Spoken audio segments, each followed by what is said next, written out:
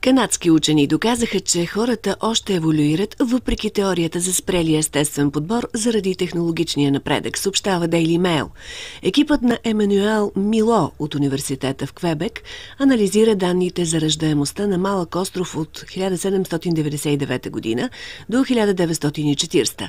Резултатите показват, че средната възраст, на която жените са раждали първото си дете, бавно е намаляла с 4 години и от 26 е станала на 22 години.